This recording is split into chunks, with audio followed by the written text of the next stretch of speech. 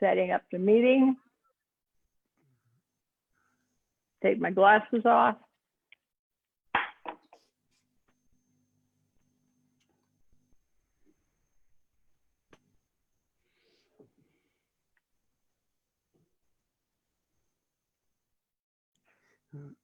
Okay. This is going out. Just getting right to the right place. I just got my little thing for launch and live video. Okay.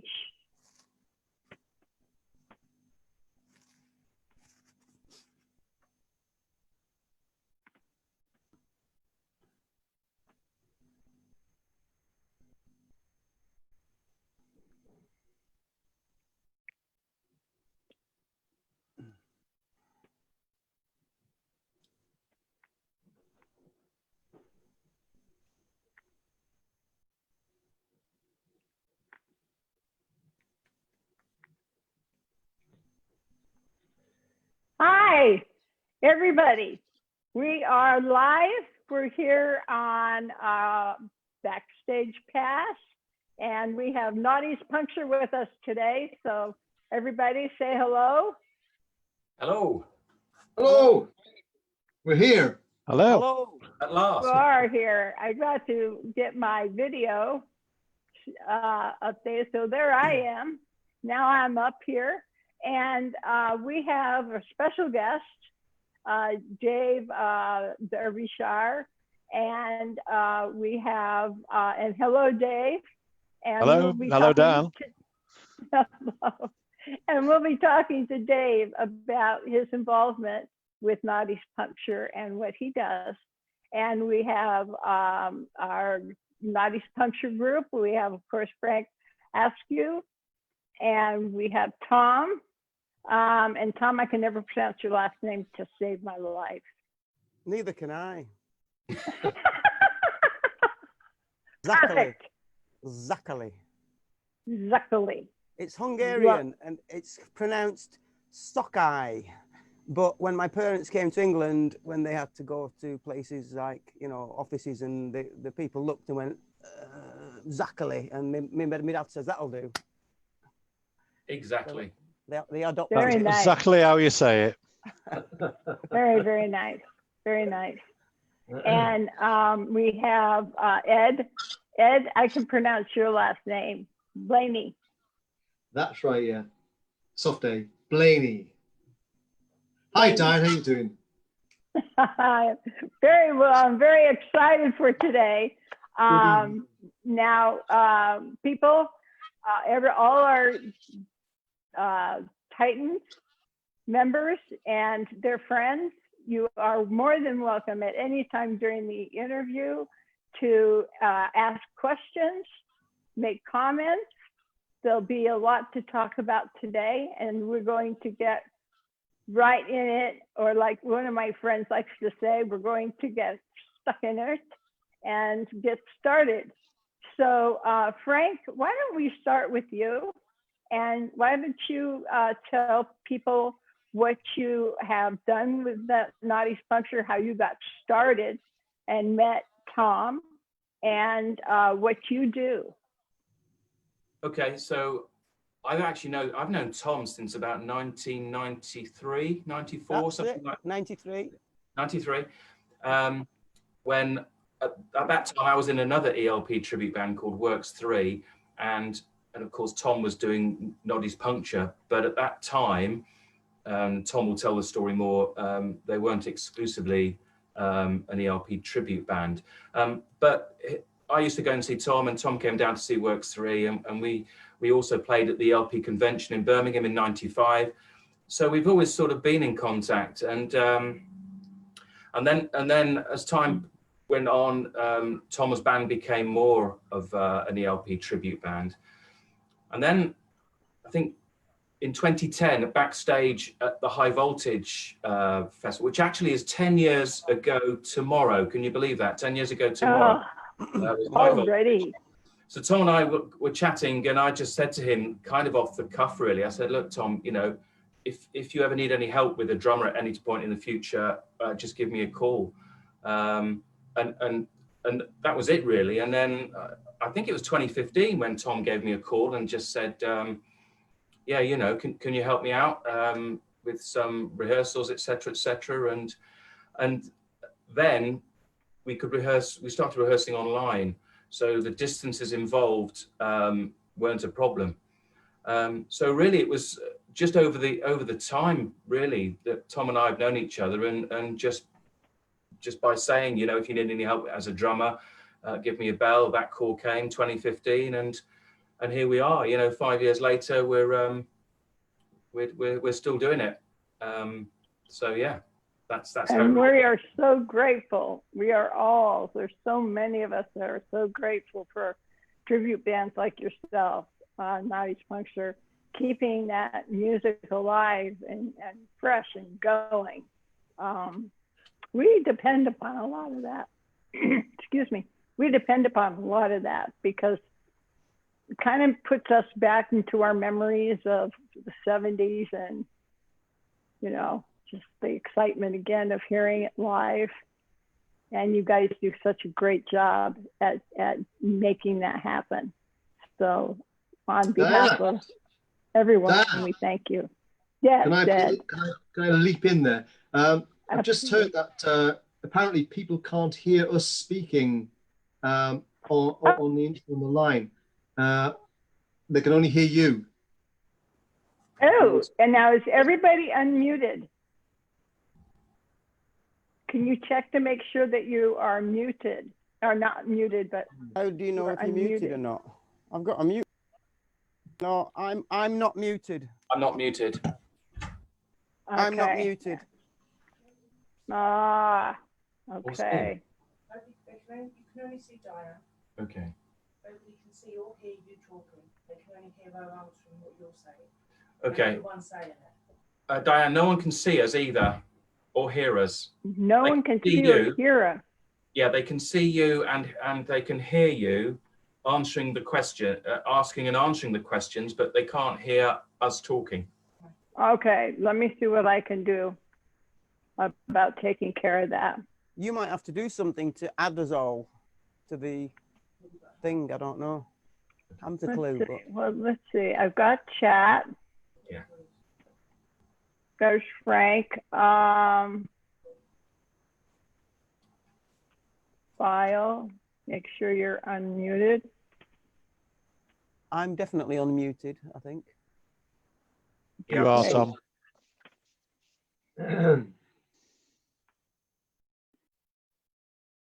So we'll have to go through all that again. Yeah. Yeah. That was the practice. We need somebody monitoring Facebook to say, yes, everything's fine.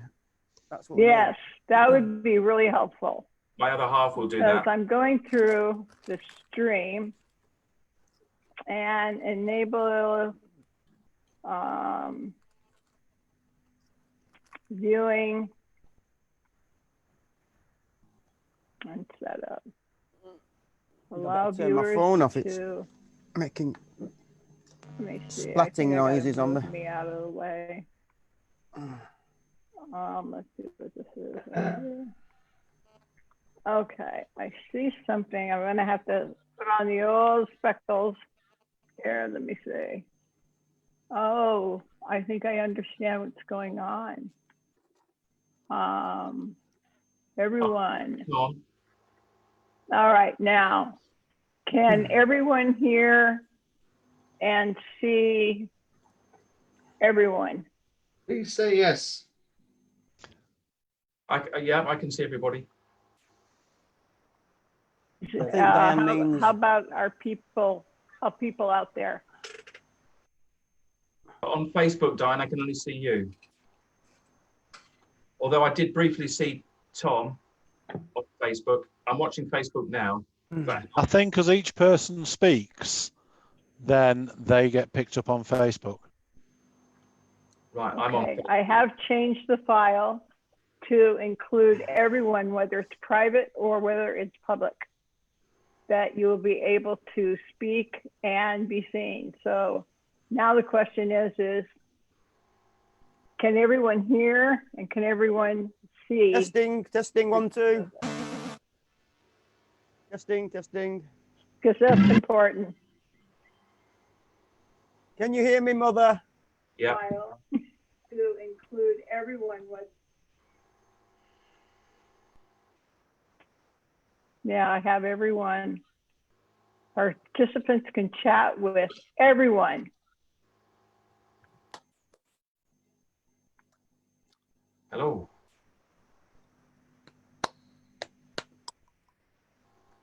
Let's see what we're You getting don't here. appear I'm on your getting- own oh, wait a screen. minute. I'm getting something here on Zoom. Aha. I'll bet you Aha. everyone's seeing us now.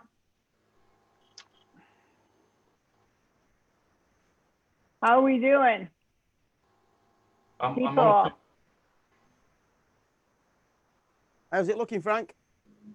No, I'm on Facebook now, but I can't see everybody. I can only see Dyanne. It's delayed though, isn't it?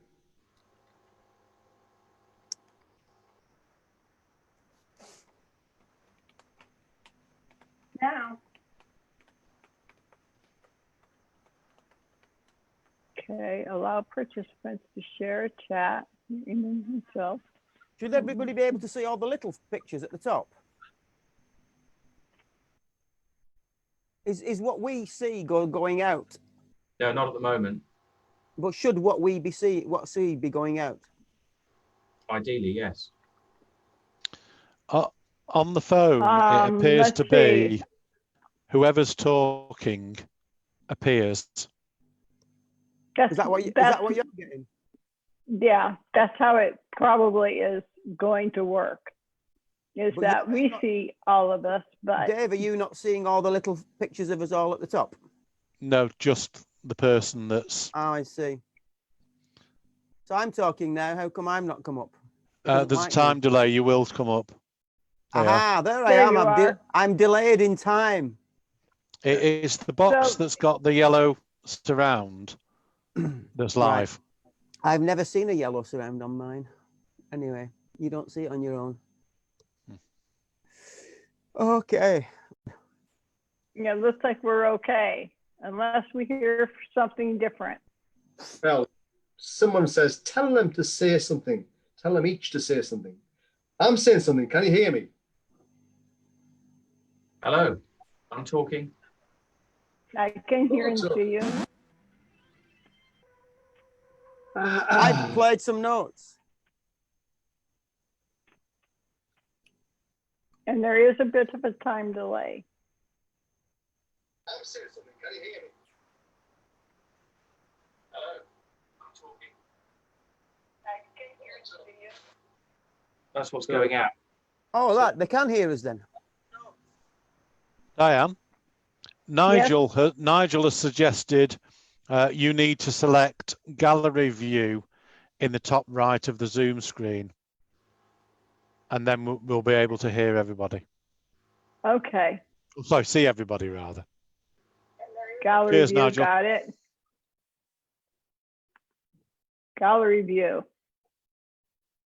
How's this? Gallery view in the top right of the Zoom screen. Bingo. Yes, got it. Okay, Sorry, see everybody rather. gallery view, got it. There you go. Cheers. Are we all being able to be heard and be seen? Oh my God. We certainly are. Excellent. Right, Frank, what were you saying? Excellent.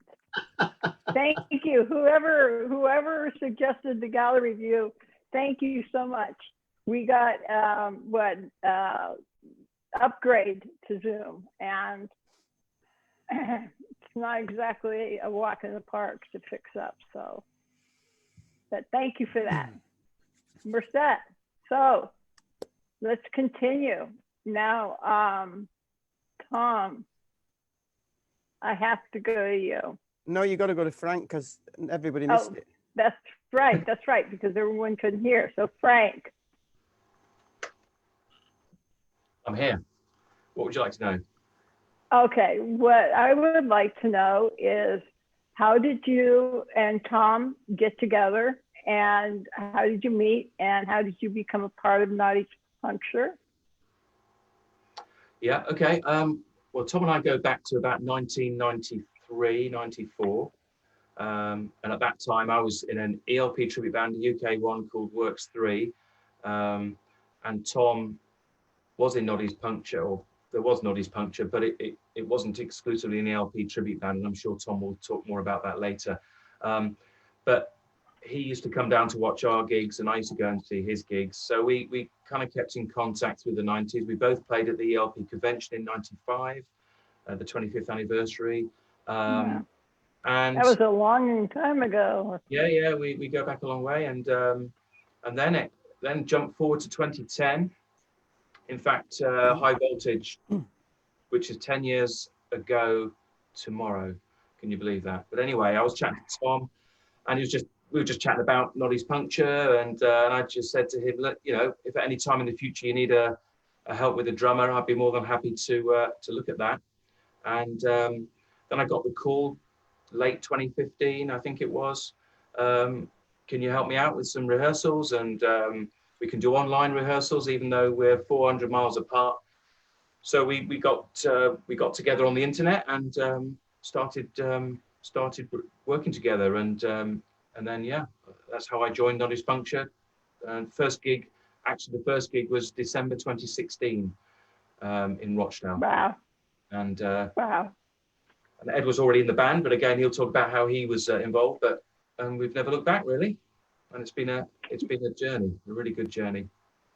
Now, Ed, how did you become involved with Noddy's Puncture, and how did you hear about Noddy's Puncture, and then become an actual member? Actual member, yeah. Well, I was trolling on YouTube for just some entertainment, basically, and Emerson, Lake and Palmer to listen to, and come across a video of Noddy's Puncture playing a track, and I thought it was really, really good. Didn't expect that sort of quality from a tribute band, and Sure. sort of raised my curiosity. So I just followed them through and went to their website and noticed that their bass player had left them. And this was 2011. And so I sent an email saying that your bass player's left you. I'm interested in doing something. I'm a guitar vocalist, and interested in doing it.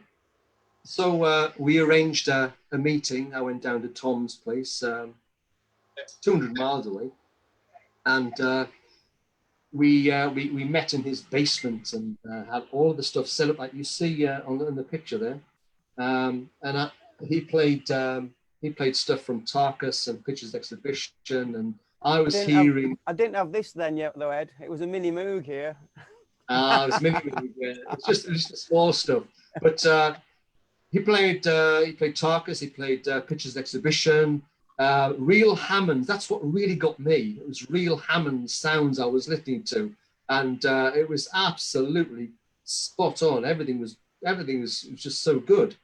The quality of the musicianship I was hearing was just excellent. So that's how we sort of we slowly got into it, and I went away and I said that I have to learn all the bass parts. I'm a guitar player, so learned some of the stuff that we arranged to get together initially, and then took it from there. It sounded quite good, just the two of us. Then we had a drummer at the time, and we just started to come together. It's difficult to arrange rehearsals and to the extent that you need to get this stuff together.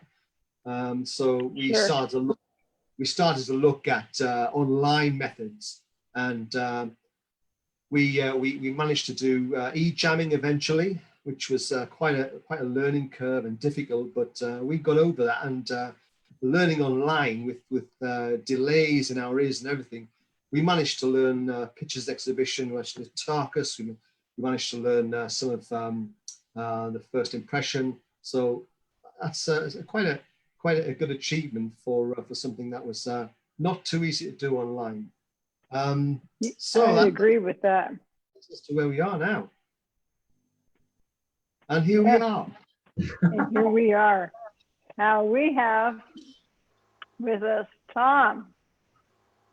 Tom, are you the founder of Noddy's Puncture?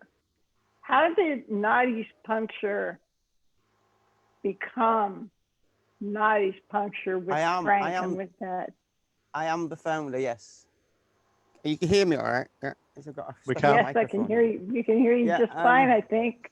Good-o. Yeah, I was in a band. We're quite well known around here.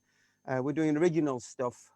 It was called Shanghai, and I was allowed an Emerson, Lake and Palmer number. I used to do a medley of fanfare and blues variation, and we did other covers. You know, the guys in the band were like Deep Purple fans, and you know, and we did some original stuff. In fact, we went in studio two or three times, yeah, and then that split. And at the time, the guy who was singing, the last singer, when the split happened, he was also a drummer. He was always, I remembered him getting onto we used to practice in this basement. And he always used to, when we had a tea break, he used to get on the drum kit, and he was quite a good drummer. So I just asked him, I said, I fancy getting sort of an ELP, do more ELP. Would you fancy sort of playing along? And he said, okay. But he wasn't an ELP fan. That was the problem. And, you know, you'd play rondo, and it wasn't the, you know, the dung dung dung dung, the train thing. It was more like a bum chick, you know. So it was like, you know, dead, you know, playing to it was a bit strange, but we got it going. And he actually was singing as well. He had a headset mic. He was a good singer, so he used to sing at the drums. But then we got a bassist in, and they told me, we'll do this if we can do some numbers we like. So we want to do Can't Get Enough of Your Love. Is it who was that by? Bad Company. Yeah, Free, Wishing Well, Lenny Kravitz, You're Gonna Go My Way, which was quite good actually, because I could get guitar sounds on my keyboards, you know, and do stuff. And we did Richie Blackmore's Rainbow, Beethoven's Ninth. Did Frankenstein, didn't you? Frankenstein, Edgar Winter, yeah. So it was a mishmash, but there's quite a lot of ELP in. So and then that carried on. I did the convention with those guys. It was weird because the bass player was into Duran Duran, and his bass solo in Rondo was that bass solo. Is it out of Rio? No, not Rio. Something else. There's a bass solo anyway.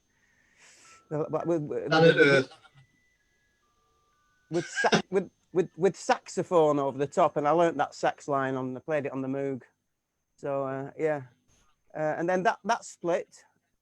That ended up. Well, it's basically just long stories, really, but I won't go into details. That ended, and I just decided I needed ELP fans to do it properly. But of course, you're not going to find ELP fans in the same street or the same town, so you have to go further afield. So, and it's gone through a few lineups. You know, ELP fans came and went, and we are here where we are at the moment. So, and it's a great place to be, I have to say. You need ELP fans to play this stuff. You know, if you get a good musician and say there's Tarkus and there's Pirates, they might learn it, but it won't sound right. You need someone who's been listening to this stuff since they were like 12, you know. Yes. Tom, you're dead right. You're dead right about that. We are people who listen to this stuff from year one. From when it was first released, and it just logs in your brain, and you know, you have that in your mind. You know the first impression. You know Tarkus, and you can relive it through your brain. And when it comes to learning it, you know exactly what you're supposed to be trying to do. So someone who's not a fan, it must be so difficult to comprehend how to do it. Yeah, to get it right. I think it's the little nuances, isn't it, that you pick up through listening to over the years, and different versions from different tours, and you really, it's not that you get into the music, but the music gets into you. And as Tom alluded to there, if you can get other musicians that can play all the notes, but it's trying to get the feel, and we try and recreate the live ELP experience. So we always refer to live versions when we're approaching a new piece, rather than the studio version, because very nice. Yeah, I could jump in there because, for example, like Frank said, the live versions. So we based our Tarkus on the Welcome Back My Friends version because obviously it's got that mega Moog solo in, Moog solo. So you've got to do it. But having said that, some of the organ solos, I like some licks in the studio version. So what I've tried to do is go into the studio version and then put a little bit of a live lick into it and alter it. But in doing so, you think, well, hang on a minute. As I go from one to the other, I'll just put one of my own licks in, something I've made up.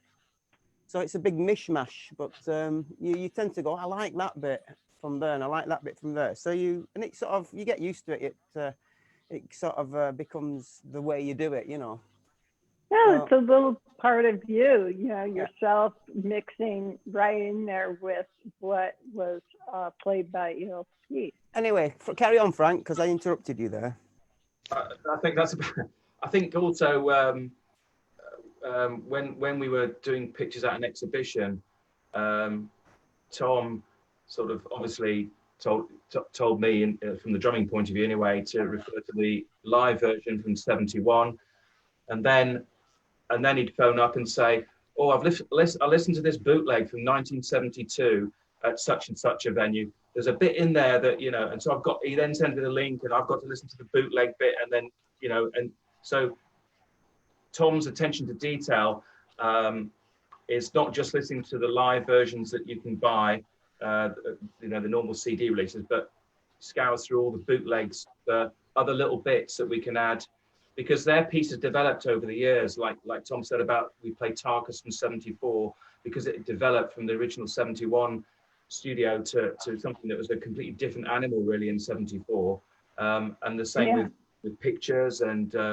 other pieces. So yeah, we tend to refer to different live recordings, both bootlegs and commercial releases. And Frank, on that note, talking about pictures, there is something that you do that Carl used to do with his violin bow. And if you wouldn't mind, I think everyone would love to see you demonstrate how he was able to make the sounds that he made with his bow. Yeah. So I'll just give you the story, because I just got a phone call from Tom and he just said, "Frank, you've got to buy a violin bow." And I said, "What do you mean a violin bow? We're not playing Vivaldi's Four Seasons. We're playing ELP. You've got the wrong guy here." No. You need to listen to the Japanese bootleg from 1972, because, and forgive me, I can't remember. It's not the Hut of Baba Yaga, is it, Tom? It's the what part? Of it's it's during the bass bit when it goes wow, wow, wow. Yeah. So what Carl did, he got a violin. Carl used to play violin before drums. You know that when he was 11, he played violin, and he gets a violin bow and he plays it on a cymbal, and he kind of gets some eerie sounds from it. I'll try and replicate some of them. Have you put your rosin on? Yes. I don't know if you can pick this up, but you'll sort of get. Yeah.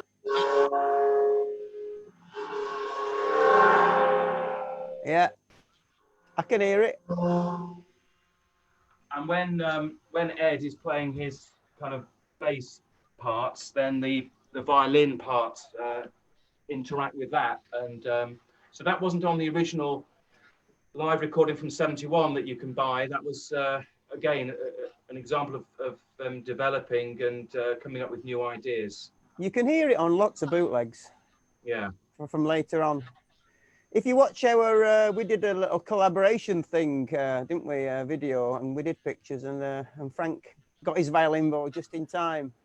Yeah. So yeah, that's right. It's That's on there. excellent. Excellent. And you know, I think I'm going to take this opportunity to ask Dave to introduce himself, because I'm sure a lot of people are saying, Dave, how are you involved with Noddy's Puncture, and what is it that you do? Okay, so my sort of background is, right from school I was into ELP, buying all the albums when they came out, playing them until I practically wore out the records, listening to the whole thing. Got into bands playing myself as well, but not in Tom's league at all in playing. But 20 years ago, just before the turn of the century, Tom used to be quite active on a discussion group on the internet called ELP Disc. And from there, I saw about Noddy's Puncture doing gigs. Fortunately, I lived relatively close to Rochdale, and there was a gig up in Littleborough that I went to see. At the lake? Yep, just over 20 years ago, and went in, saw the gear on stage, heard them play, and was totally blown away. Version of Rondo I recognised as the Elegy version, with every scrape and distortion and twang accurate to the record. And it was superb. Went to see him as many times as I possibly could. And then just before Ed joined, I casually mentioned to Tom, if you ever need a pair of hands helping cart all that gear, I'm relatively local, so I'll give you a hand. And then said, so I can find my way around a mixing desk because I've done sound since 1979. And he sort of snatched my hand off. And then I've been involved ever since in one form or another. And I need the help even more now, don't I? Yeah, so when it's 2 o'clock in the morning and it's dark and it's raining and we're unloading a van into Tom's garage and the trailer. Carrying the stuff down into the cellar, etc., then that's what I owe it to. But like you say, it saves on gym membership. It saves on gym membership, and obviously anybody looking at me will realise the vast improvement it's made to my physique. But no, it's brilliant, absolutely brilliant. You hear every note close to, you see how the pieces were put together. There's nothing like watching it being played in front of your very eyes. So I feel in a privileged position because I've always loved the music, and these are a great bunch of guys. Tom, they've all become really good friends. But like I say, Tom I've known like over 20 years now. So that's how I got in. It seems like all of you have a lot of time, a lot of years together. And that's very impressive. Yeah, I mean, when you're an ELP fan, Frank, when you're an ELP fan, it's a love, it's a labour of love, and you want to do the best that you can in the band, and it takes a long time to get it together. It does. You can't join a band and just be in it for 6 months. Not ELP, and that's why I think ELP fans are like a family as well. There's one guy we became very friendly with, Graham Allen, who comes to all our gigs, and him and I, although I've only known him for about 25 years, because we've been to the same gigs before we knew each other.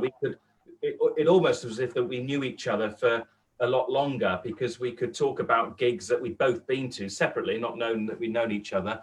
And I think ELP fans, you don't have to have known an ELP fan for a long time, but you feel that you've known them forever, because you know, the music takes you back to when you were younger, and you all have that connection, not just collectively, but individually as well.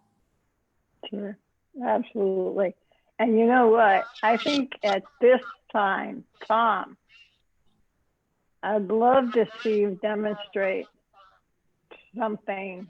Oh, are we at that bit now? That wonderful system, because I know that I am very anxious to hear something from you.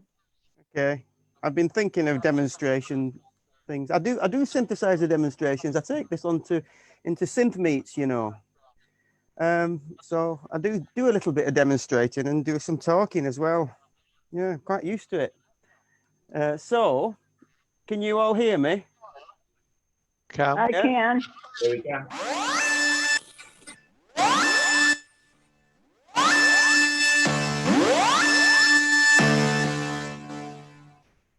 That's the hold down sound for you.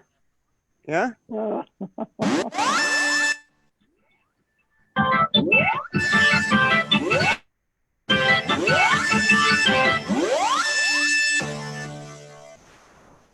the hold down sound is very, very difficult to achieve. Basically, your oscillators need to be in tune. There's no room for beating. By beating, I mean, if I turn these off, if you've got...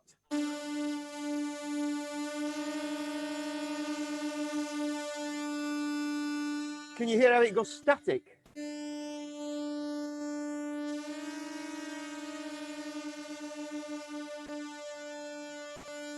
The movement stops. You need to set each bank up so that the movement stops. Otherwise, it can sound totally out. And there's a sustain.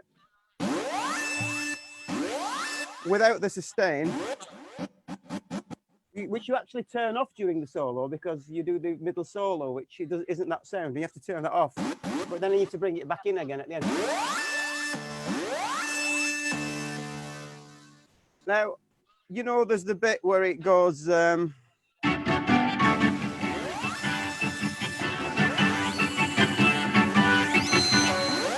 And then he goes into the solo, yeah?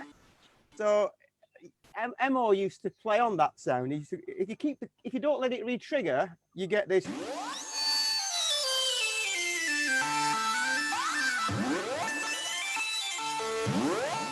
And he used to do that before he went into the solo.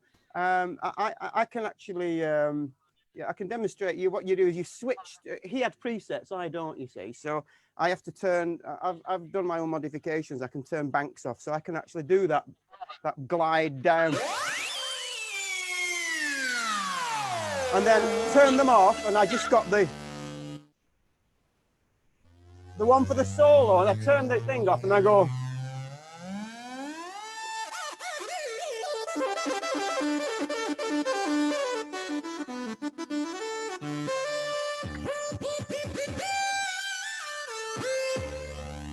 But then you come back into it, you turn that up again, so it carries on sustaining, and you do this.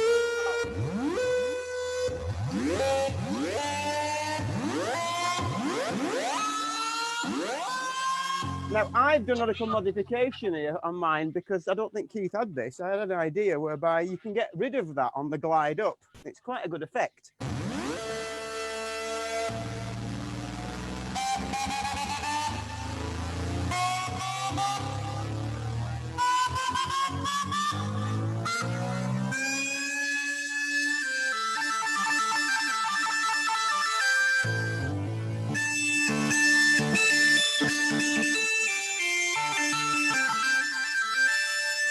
You can actually do all sorts of things that I actually don't do live. I should do really, but you stick to the same solo, but you can actually do things like...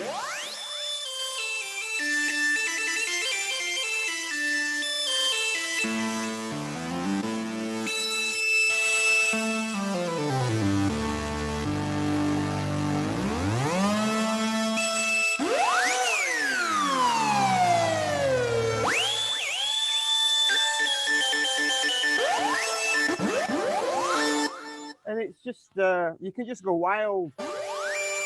And then when you're ready, you're back.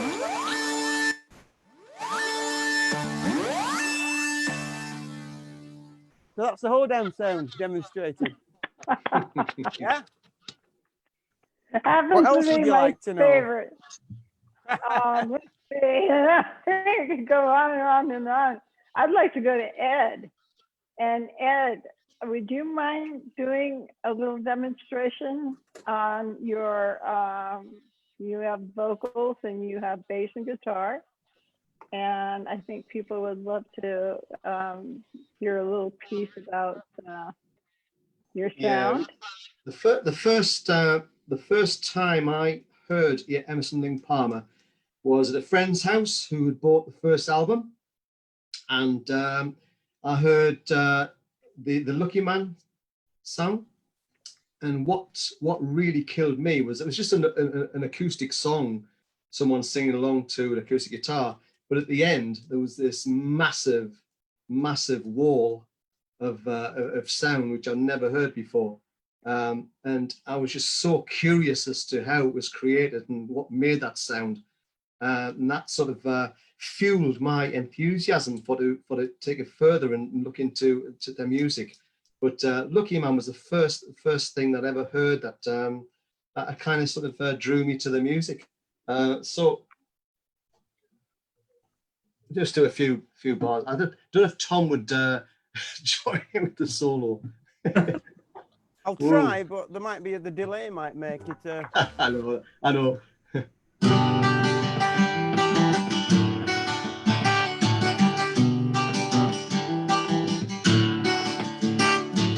He had white horses in his black storm,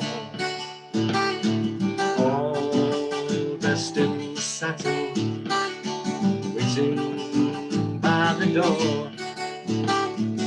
Ooh, what a lucky man he was. Ooh, what a lucky man he was. Bullets had found him. His blood ran as he cried. The money could save him, so lay down and he died. Ooh, what a lucky man he was. Ooh, what a lucky man he was. I don't know. Are we in time? I'm just Go playing for on it, Tom. Go for it. Oh, Ed. Lucky man. That was beautifully played. Oh my Cheers, goodness Dad. sakes. Chills. You have a beautiful voice and you play the guitar so very well, and it speaks to me, I know. Reminds me of Greg doing that, and It's a beautiful song. it really opens your soul, and just I couldn't help but just close my eyes and just go off into kind of dreamland, and it's a very, very good thing. We have a lot of comments here that I didn't even notice. Let's see. Let me see. What do we have here? We have some people watching. We have Robert Shepard. Hi, Robert. And he is, let's see, Terry Schwartzwalder. And oh man, Terry, I hope I got your last name right. He says, is replying to Sandy, who said she has opened another live link because she was having trouble, I guess, with getting all of our sound or I think it was the sound. And so she opened up another link and she told people how to fix that. So let me see. Adam Fenton is watching. Robert Soul is watching. Look at this. We have Manticore all tuning in. Hi, Manticore. Hi, Manticore. So this is wonderful. Now there are some things that we've talked about that I think that we wanted to bring up during this interview. And everyone out there, let us know if you're having any difficulty with our audio. Please let us know, because for us over here, we're hearing everybody just fine, but that doesn't necessarily mean that so are you. So yes, just please give us a little heads up so that we can do something different. Now, how did the name Noddy's Puncture come to be? Because that's a very cool name. I really like it. Isn't it? I thought of that. You thought of that, Tom. Yeah. Okay, explain, Tom. Well, well, of course, Carl had a Noddy on his kick drum. We all know that, don't we? I don't. It was holding a big banner saying Carl Palmer. It was a present to him when he was in Atomic Rooster, and apparently it was quite rude because it had something drawn on it. And of course, Carl was making it, like, you know, television appearances and stuff. So they had to airbrush the appendage out that was on. So then, of course, I think somebody bought him the skin for his birthday or something. I seem to remember the story. And then of course, with the LP, he just had that skin on, and for how long? I don't know, maybe 6 months. Yeah, because in '71 he got the carcass on his bass one. Yeah. So it was a relatively short time, really. So I just wanted to get Noddy on the kick drum. That's all it was to do with. And I thought, well, we'll get Noddy on the kick drum, but then we can't call the band Noddy, because everyone will think we're a Slade tribute or something, you know. So I had an Enid Blyton book, because I've always been a Noddy fan anyway, and I noticed he had a little car. So I had this idea. I thought, we'll stick him in his car, because Carl's got him on his kick drum holding this banner saying Carl. I thought, we'll put Noddy in the car with a flat tire and call it Noddy's Puncture. I thought it was a stroke of genius. Is that what you have at the end of your keyboard set? Say again? You have the car at the end of your keyboard? Yeah, I've got, somebody bought me that for Christmas many years ago, yeah. It's made of sponge. It's a sponge Very Noddy. Awesome. It's nice. Yeah. So that's how that came about, yeah. But it's been that long now, everybody knows it. So if we change the name, I didn't want to call the band, you see, I mean, there weren't that many tributes around then. I just didn't want to call the band, you know, whatever, you know, after a track of an album track or an album name. I wanted it to be different, you know? Yeah. So I just picked something to do with Carl's kick drum. I think it's a great name. I mean, it's very different. Gets people talking, doesn't it? It's memorable. It's just memorable. It certainly does get people talking, at least to say, where did that name come from? Exactly. I know that some people have asked on our Titan site, where'd that name come from? How did it get that? And what does it mean? And so thank you for clearing that up for us. Now we all know exactly where it came from. And I know that we were not able to see some comments before. I apologize for not addressing those right away, but I do have a second system set up here, so I am able to see comments now. And so please share your questions and whatnot, because I am able to observe those right here in front of me. Moving along, Tom, let's see, your relationship with Keith is, of course, a conversation that so many of us want to know even more about. How did you and Keith, how did you meet? What brought the two of you together in the first place? I basically went down to his house, knocked on the door and said, "Are you coming for a beer?" You did not. I did, but he wasn't in. Were you promptly shown the door? He was being best man at Jim Davidson's wedding number, whatever. Oh no! But his 8th wedding, wasn't it? Basically, what happened? There was no internet then. There were some fanzines, and we're talking 1980, just after E.L. Powell.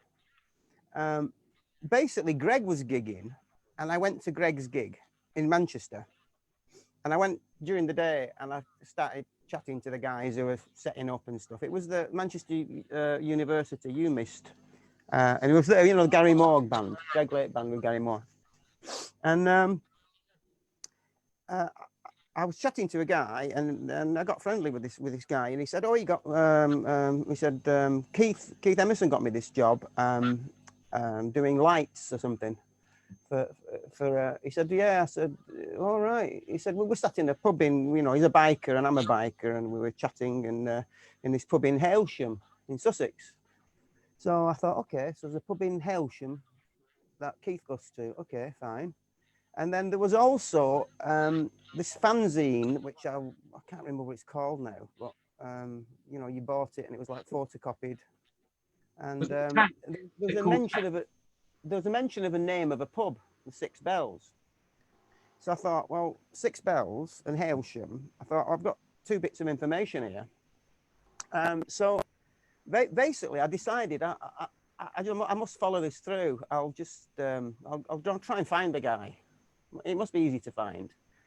And at the time in Rochdale, then you could go down to the library and you could get a phone book for every part of England. So I went and got a phone book for Sussex and around that area, and I looked, and I just went through the Emersons, and I sort of phoned a few of them. And you did. I sort of said, blah blah blah blah, thinking coming down, blah blah blah blah. And I actually rang his house. He was in the phone book. You went up to his house. You go up to his house. Eleanor he doesn't answered. know you at all. Eleanor answered. I remember, because I just put 2 and 2 together after the event. But I basically phoned up and said to the people, "I'm thinking of coming down. Are you any relation? Blah blah blah blah. Do you know him? Blah blah blah." And I think Eleanor said to me, "Oh right, I know him." She said, "Yeah, I know him. I've heard of him." She said, she said, if you he'll be nice to you if you're nice to him," or something like that along those lines, So, and I didn't know it was Eleanor. I just thought, I'm just ringing a few people and get some pointers, and maybe somebody knows him, But I actually rang and spoke to Eleanor. I do remember knowing that after the event. Wow! Yeah, how did you feel about realizing that you were asking? So I had his phone number. Because of that, because it was in the book, but not under Keith's name, under Eleanor's name. So I went down, and then I hired a little cottage, and I went down for a week, and there was a pub opposite the cottage called the King's Head in Hailsham. And I was on my own. I didn't know anybody, and I'd just go into the pub for a drink and for lunch. And I befriended a guy actually there who was from Manchester area, and he lived down there. He had a business. I think he conservatories and windows and stuff. And I got friendly and chatting, and he sort of said things like, "I know somebody who he was a hairdresser who used to go up there, and I think this guy I only just met him, and he used to like take a day off work and we'd jump in his car and he'd drive around thinking, I think that's it, and it was all wildly out. He was wrong, but he was helping me, you know. And my week was coming to a close, and I wasn't getting anywhere, and I used to go up to the Six Bells, you know, and just sit around and see, you know, and have a beer. So I had a bit of a holiday. Yeah, and you hope. And then one night I was playing pool in the King's Head, which is the pub opposite where I'd hired my cottage, and I'm chatting, and there's a chap in there who worked for the local council, who emptied all the you know, they don't have sort of sewage pipes. It's all these, you know, the council have to go around and shovel it out after, what do they call them? These tanks. Cesspits. Yeah. Septic tanks. So this chap said to me, I know him. I'll get you his address because we have to go and empty his tank. This guy was shoveling Keith's poo, you know. So basically, he got me this address, and I just made my way up there and rang the doorbell, and Keith's mum, Dorothy, answered. I remember. I think Damon was next to her, and Damon's arm was in plaster. It must have been Damon because he was a young lad, and.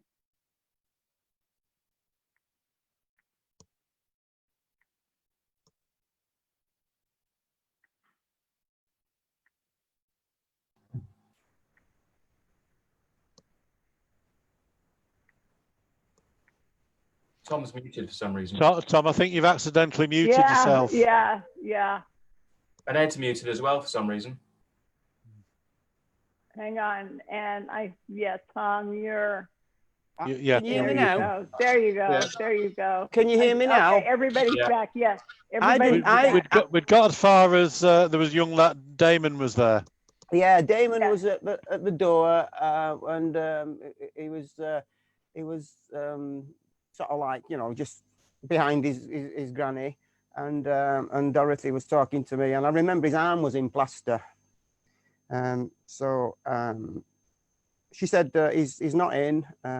He's at Jim Davidson's wedding, and he'll be back tomorrow. I said, okay, I'll come back tomorrow then. And she said, okay, I'll tell him you called. So I came back the next evening, and I think this was a Thursday. And I'm walking between the gate and the house, and I could hear tires behind me, so I stopped, and it was Keith in a Volvo Estate. So basically, he gets out of the car, and he was behind the door, you know, what do you want, sort of thing. So I just said, well, I'm sorry, I'm Tom, and I had some cassettes with me, and some photographs, you know. You're not crazy. You're not a crazy person. I'd taken some photographs of Greg at UMIS because we got on the coach. Remember, I was telling you the lighting guy at the Greg's gig, and I had some, and he had a look, and he said, and he didn't know me from Adam, and he'd never met me before. And I said, I play keyboards, and here's some tape of my original stuff with this band I'd been in, and he said, do you know where the Six Bells is? I said, yeah. He said, well, I'll see you there. I'll see you there tomorrow lunch. I'll see you there tomorrow lunchtime. So the next day, and we sat there for about 2 or 3 hours. I remember he had a streaming cold, and we ate lunch, and he drank. He said, "I'll drown me cold in this." He bought a bottle of wine and drowned his cold. He was there in his Morgan, turned up in his Morgan. I've got some photographs of us standing in the car park, you know. But we got talking, and he was saying, "Oh, this chap who used to do the Hammonds." You know, this chap called Bill Hoff had disappeared off the face of the earth, and he couldn't find him. And I said, I've got all the workshop manuals, so I said, I'll send them you know, I'll get them photocopied. And I photocopied them and sent them, and he started writing me letters and stuff. And I had his phone number, obviously, and then I just started thinking, well, I'm just working on something here, and I'm a bit stuck, so I think I'll just ring Keith. so I used to just ring him. And then sometimes, why not? more often than not, he wouldn't be in. Like Eleanor might say, "Oh, he's out jogging," or I think he used to run around the lanes, you know. So ring back later. Yeah. So it taught me through stuff, and you know, So basically that was it really. And after that, just used to go down and just visit that friend of mine I found who befriended me in the pub. I used to go and visit him regularly. And then we used to ring Keith and say, you coming for a beer? And she'd say, Eleanor would say, oh, he's in Japan, probably with the best or something, you know. More often than not, he wasn't around. But if he was, he'd always come out and meet us. He'd suggest a different pub to make it interesting, you know. That's, you know, that's quite an amazing story. I mean, to be able to just walk up to somebody's store, somebody you really, I don't want to say idolize, but that you really respect. And to meet him would be a really big deal. And here you are, you just walk up to the door. Keith. I told him, you know, I said, you know, I'm playing in this tribute and I've got problems with this, that, and the other. So I'll just ring you and ask you, you know. I mean, I used to ask him how, you know, the fingering for hoedown, and he used to send me. I mean, obviously we started. He got a computer and did emailing, so he'd email me the fingering, you know. And he actually even emailed me the printout for the, you know, the 24-note sequence at the end of Carnival 9. Handwritten, you know. No way. Yeah. So, oh, you're kidding. Yeah. Oh, another favorite. Then I used to go down there and we'd meet in a pub and he'd have Lee Jackson with him. So then I got friendly with Lee. And Lee calls me the ever-present Tom Szakaly. He just... Tom just turns up at places. He's ever present. Lee at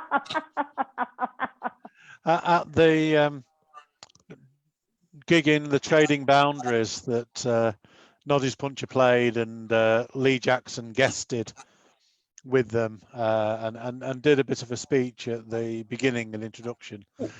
Sorry. One of the tales that he told was the first time that he met Tom. And that was Lee was at Keith's house, and there's this strange figure at the bottom of the garden at the gate trying to get in. And Lee said to Keith, "Who's that? Let me in." Yeah, and Keith said to Lee, "Oh, that's okay. That's my stalker." Yeah. Well, actually, went round to Keith's once, and Aaron answered the door, and I was with a friend of mine. We'd gone down to the area, and Aaron answered the door and said, "Oh, Dad's out shopping." He said he said you'd turn up. He says come in and wait.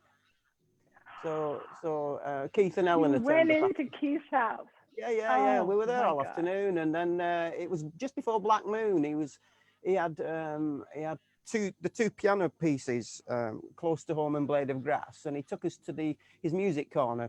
He had these big tannoy speakers, I remember, you know, the fireplace and all the, you know, DAC player and all that. And he played the two piano pieces, and he said to me, "Which one do you reckon I should put on the album?"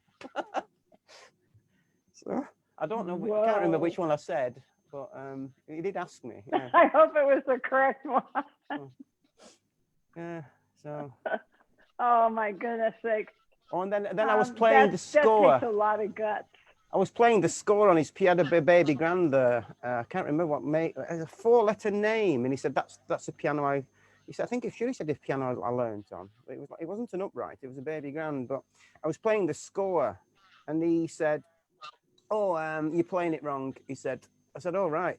And he said, "Just hang on a second." He disappeared, and he'd gone for he'd ripped a piece of sheet music out of a book, and he came back, and he said, "I'll write it on." He said, "You don't mind me writing it on the back of this?" Was it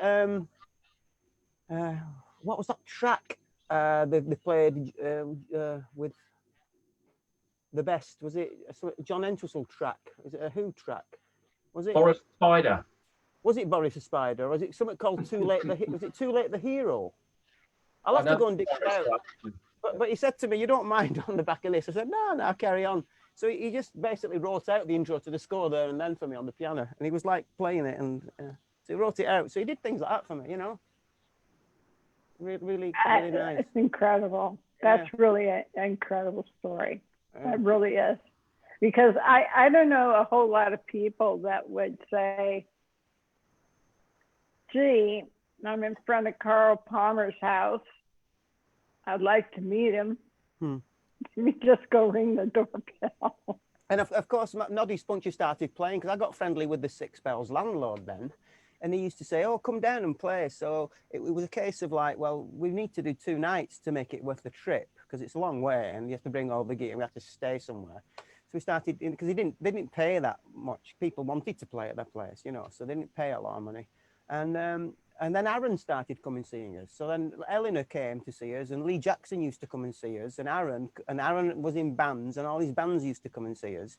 All these band members. So we sort of like over the years just got, you know, I got friendly with Aaron, and I think it was '94. We were playing at the Six Bells, and Aaron had been there, and his bandmates were there, and we were packing away. And Aaron said, "It's an open house if you want to come. We're having a party."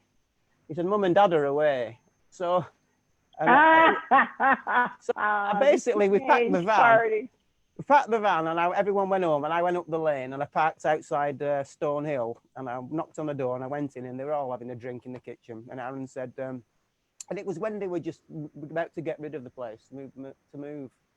And Aaron just took me around every room in the house and showed me every room, you know, upstairs in the attic. There was a pool table and he took me in the barn and there's 2 pianos and I played stuff, you know, and there was a jacket and I tried the jacket on and it was like too tight, but I still carried on playing. And then there was a Goff Hammond, I remember this, I've still got it, a Goff Hammond organ, like a shiny jacket. And Aaron said, oh, you can have that. So I took it. It was on top of the piano in the barn. So I took it and I came home and all that. And I thought, oh, damn.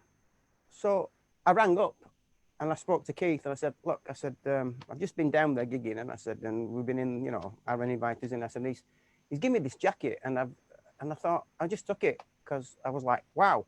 I said, it's your jacket. I said you want it? I'll give it you back. I'll give it you back because I think Aaron didn't ask you. I think Aaron just gave it me. And he said, nah, you can keep it. So, oh my God. So I've still got it, a Goff Hammond organ jacket. Yeah. I would have that thing in glass or on my body every single day. Anyway, do you want to talk to somebody else now? Yeah. Frank, let's see now. There were some things that we talked about here. Now I have to go back to my other sheet here. You have a list of songs that you do, and some of those songs I understand are songs that Noddy Puncture plays that either have never been performed by ELP or has only been performed a few times. Do you want to talk a little bit about what those songs are? Sure. We play trilogies, one track that ELP probably only played 3 or 4 times maybe, because back in the early 70s, 72, when they were doing it, they couldn't replicate all the various sounds. But today with technology, we're able to recreate that sound. And I mean, Ed's a big part of that and he can probably explain it better, but there's a section in it where it's in a 5/4 section, and Ed plays that riff with his feet, while Tom's playing the solo on top. So whether or not they didn't have that technology back there, or whether Greg wasn't able to do it, thankfully Ed can. It was backing tapes, Frank. Yeah. I think probably for that to kick in at the right point, Carl probably have to listen to a click. Yeah. But the tapes used to chew up or stop on things, right, so a bit of a disaster. Yeah. So it was a disaster, but Ed can replicate that with the bass pedals, so we're able to perform that one. Living Sin's another one. I don't know why ELP didn't play that one live anyway. I think it was just a song that never came on their radar, perhaps to replicate live, but we certainly do that one, which we do enjoy doing. and then we played Toccata, which ELP only played on one tour, the Brain Salad Surgery 73-74 tour. And we play that, and we replicate that. I mean, maybe Tom can demonstrate some of the sounds. Actually, that is a good demo for the Moog, yeah. Yeah, and I recreate Carl's percussion solo in there, so do the timps, the tubular bells. Nice.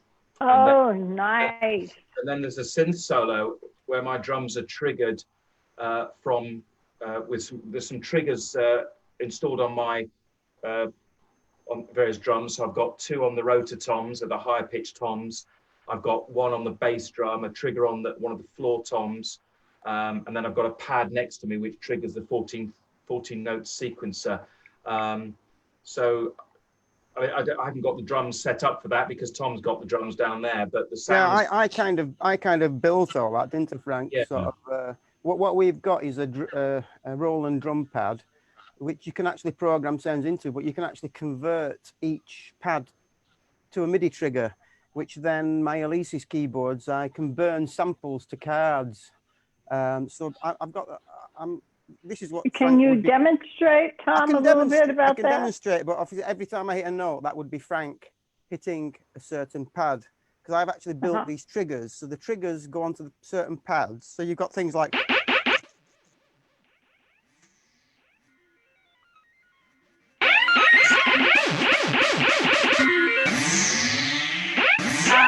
Oh, that's it. So when I play a drum, those sounds, which are similar to the sounds that Carl got from his. The samples with the samples from Carl's. Yeah. Well, that one is anyway. I'm not going to tell you how we got it. Yeah, I would. And then I think, as I said, we alluded to earlier, we try and approach the tracks and listen to the live versions.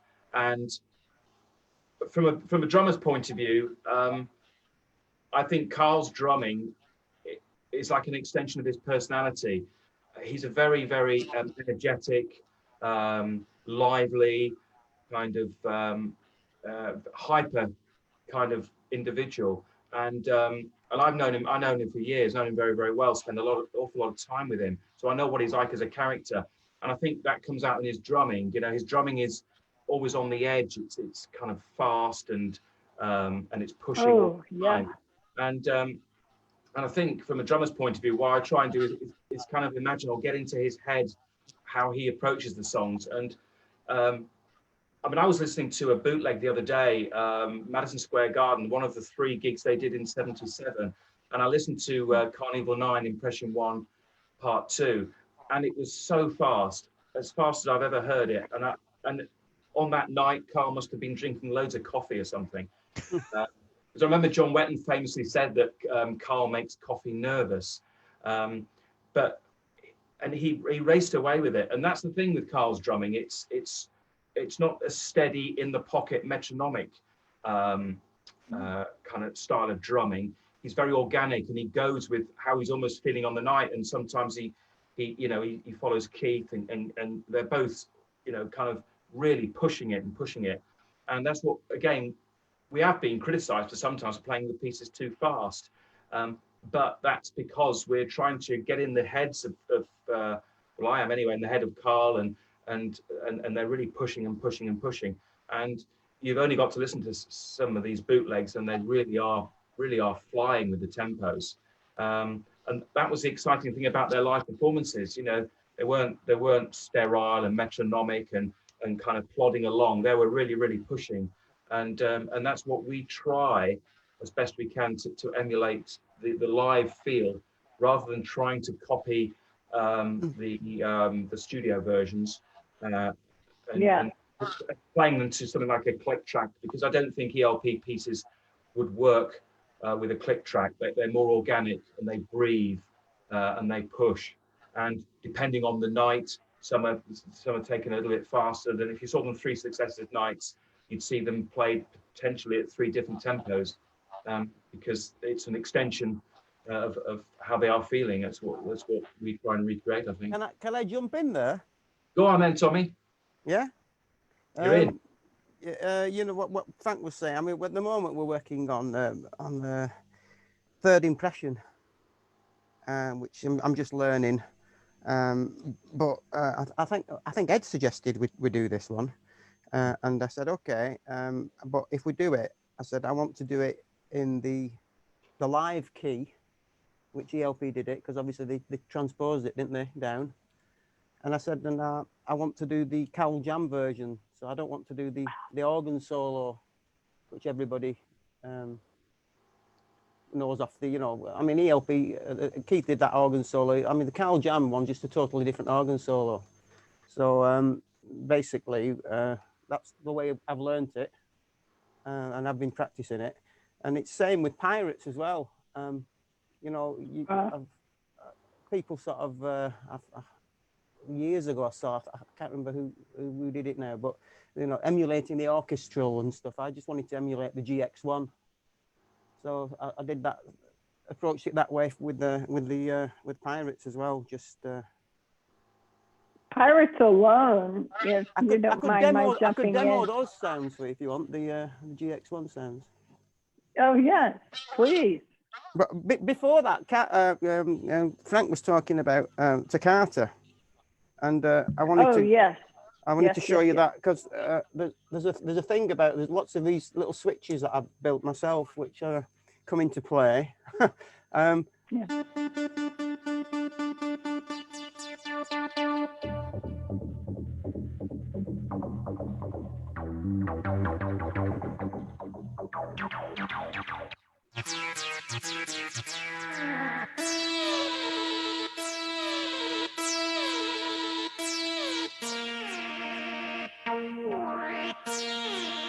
Now, why is that not working? Oh, I know why. See, there's little switches everywhere because I don't have presets, and I tend to forget. There's one there, and you do hold down, and that one's down, and it should be up for the next one. It's happened live as well. But then there's this one oscillator goes down, so go from there. So and there's a delay.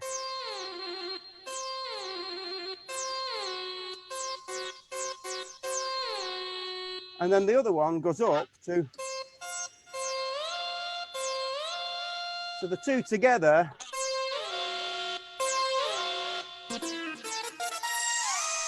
And then of course you give it a little bit of modulation. And then of course you want that ring modulation. So I've built a little circuit with a switch here. So you go.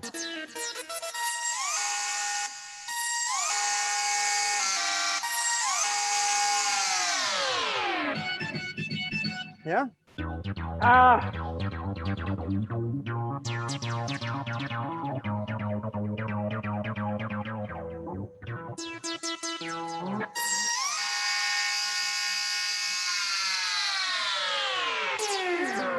Yeah.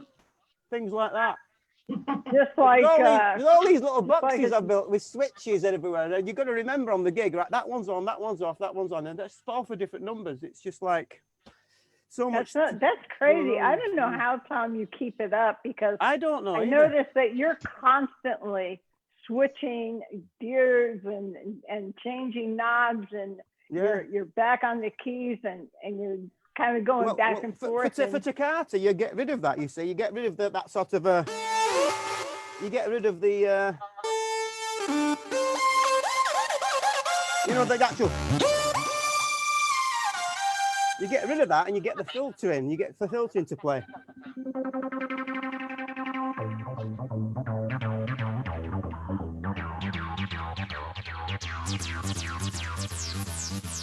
Oh my.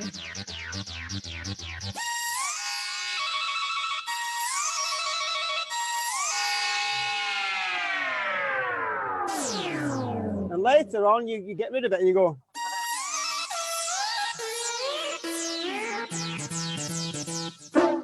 Yeah.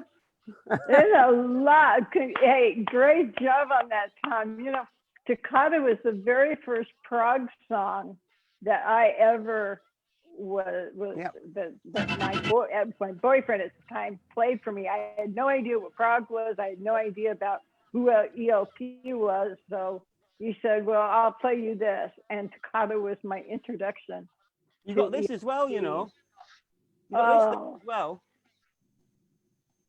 I'll give you a demo of that, yeah? Yeah. Basically, the ribbon controller. Have you got the pyros in it, Tom?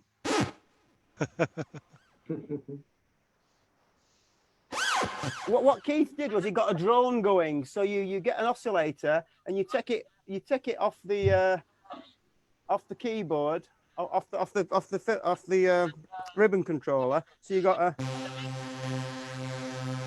So I'm actually triggering the Moog off here now. When I touch the ribbon. But then it'll just play whichever note you last hit. So that's a drone going, and you pick a middle note, and then you actually play another oscillator with. Yeah. And then to do the machine gun thing, I didn't want to ruin mine, so I screwed a little wire there. And if you lick your finger, and you. Ah, very nice. Very, very nice.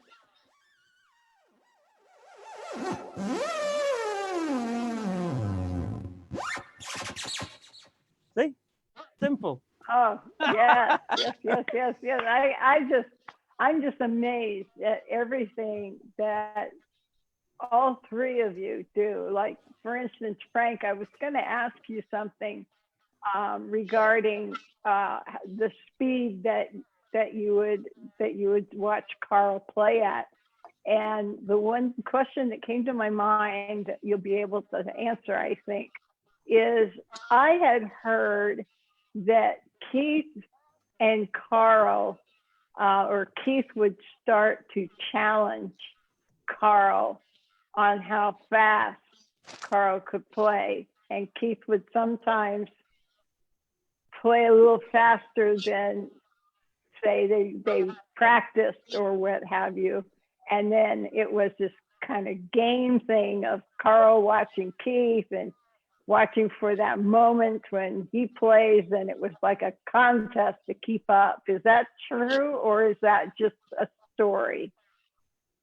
There could be elements of that. I mean, if you listen to the Welcome Back album, the live album, I mean, Keith dictates, particularly in Hoedown, he'll dictate the tempo with the swoop, which I know Tom dictates the tempo of the track with the swoop at the beginning. And also, if you listen to Carcass, they don't have the build-up, the voices. Keith just counts it in 1, 2, 1, 2, 3, 4, and Carl's got to go with that, you know. So, you know, they did take the tempos at an incredible pace.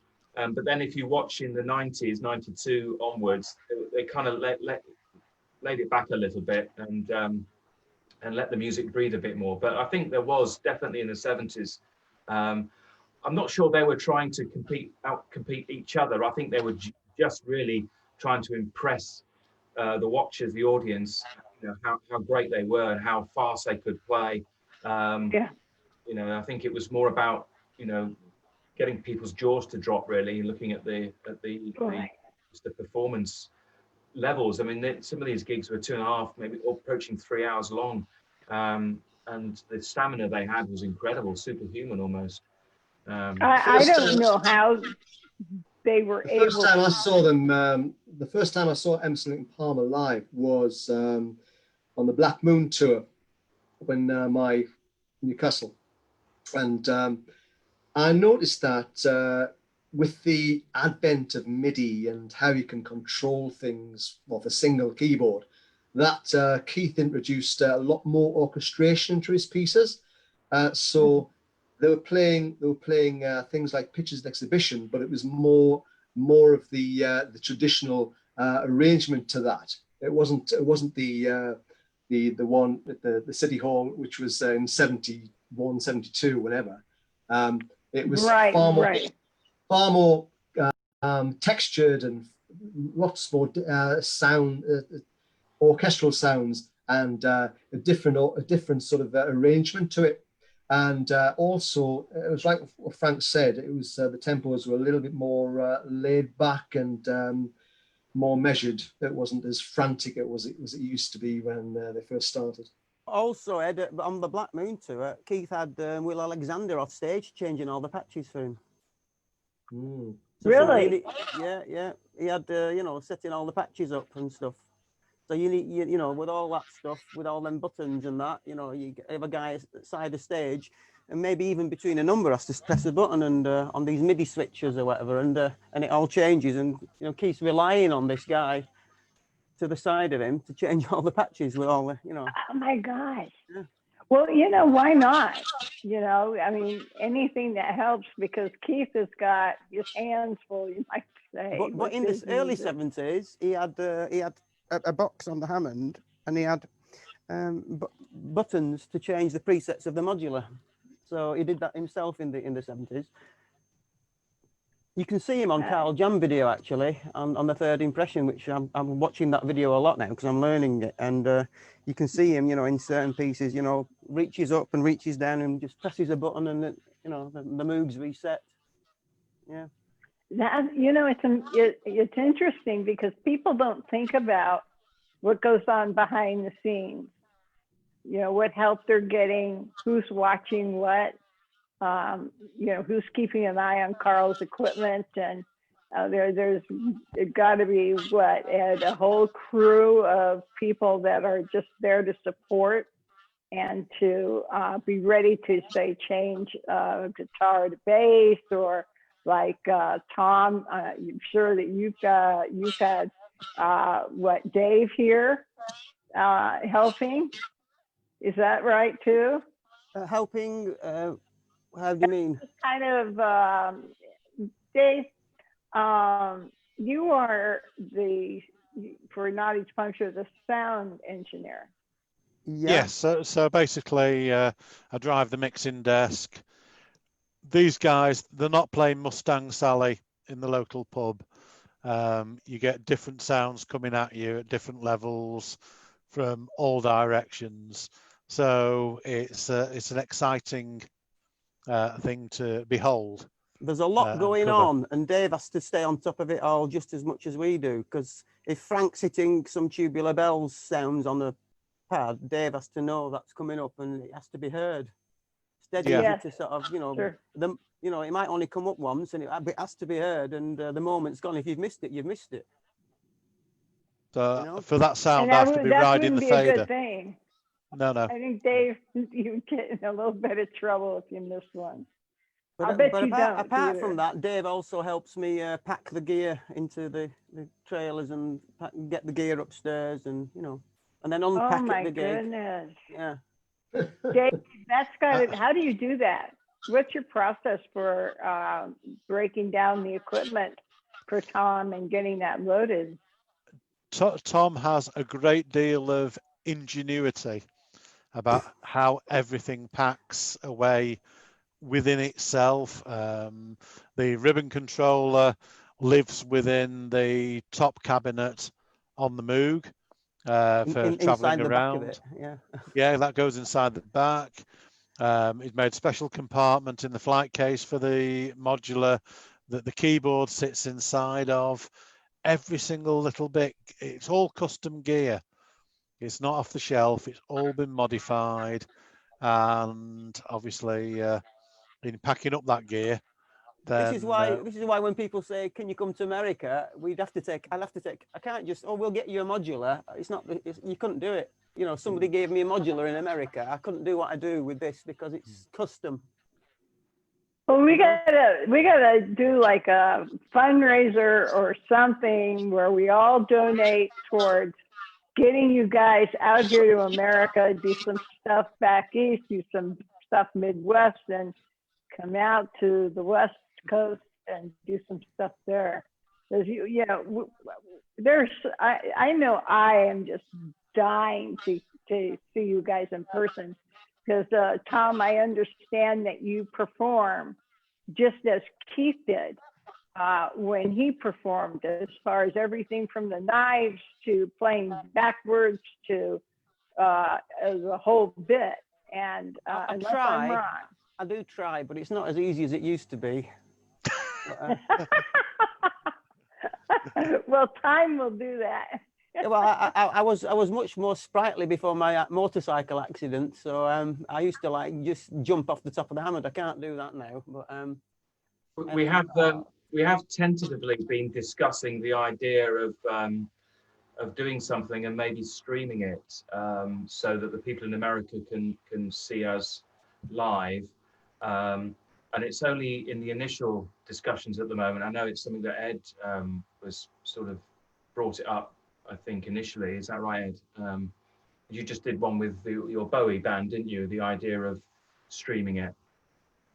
Yeah, it just seems maybe a way to get our sound heard by fans in America and other parts of the world, because the logistics of getting something like this across the Atlantic is just horrendously It's just too much. Yeah, it's just, you know, the actual weight of the equipment and what have you. You would have to have replicas abroad, which, as Tom said, you can't replicate what he's actually created himself. No, So no, you we just can't. thought that maybe a live stream performance is the way forward. I mean, we've been in lockdown for months now, and lots of bands are doing this, doing the live stream performance, and I just thought that maybe it's a way to let the people in other countries see the band live, you know. But we'll see how it goes. I'm sure there's a lot of us that would love to see you I've had do a thought that. on that. I've had a thought on that, and we've not actually discussed it as a band. So this is the first time the guys are hearing that. This live streaming of a gig is a good idea, but obviously you need to get together to do the gig. Yeah, and I I think- understand that you guys are not quite next door to each other. No, we're not. We're hundreds of miles Explain apart. how you guys do this. How do you guys do your rehearsals? And Well, we basically have a program which we can all link up to, and I've got a central server which I'm hiring, which we log into, and basically we get just a few. I think I'm down to about 34 milliseconds delay. Did you see the pictures at an exhibition we did recently? yes, Yeah. No, beautifully done. Beautifully done. I was going to talk to you about that a little bit. That was Ed's idea to do something, and basically Ed, brilliant. I analysed what other people do, and what other people do is when they do collaborating, they get a track recorded and get it recorded as well as they can. And then basically video of themselves playing along to it, or maybe miming or whatever, I don't know. Sync it all up, and then that's the collaboration. That's the video. And I said, well, for a start, what we'd have to do is either record the bits ourselves. And I mean, as far as recording, I'm still on reel-to-reel 1/4-inch tape and an old Atari ST for sequencing. So I don't do this computer recording. I know Frank doesn't. So our only option would be to go into a studio. Well, with the lockdown, we couldn't even do that. So I had the idea. I said, guys, why don't we just video ourselves as we're doing this online rehearsing? I said, I'll just record my headphone feed. We'll see what it's like.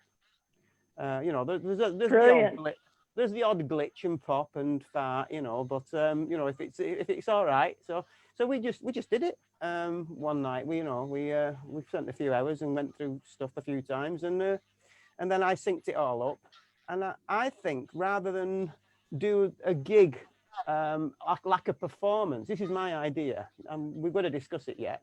But we would basically need to meet up. Everybody comes to wherever. We have to hire a place. Then we need a camera crew, and then of course mixing it for Dave. It would be like when you're playing in a hall, you're hearing the PA. Well, if you're going to stream it, everything needs to be mic'd. It'd be a mixing nightmare, really. I'm just thinking, why don't we do what we did before and link Zoom up with our rehearsals, we could actually sort of say to people, look, we're rehearsing and we'll be going through Pirates 3 times, or people don't like Pirates sometimes. They say, oh, I preferred ELP Keith with the Hammond and the Moog. Well, then they don't have to tune in that week, you know. They can wait till we do. Yeah.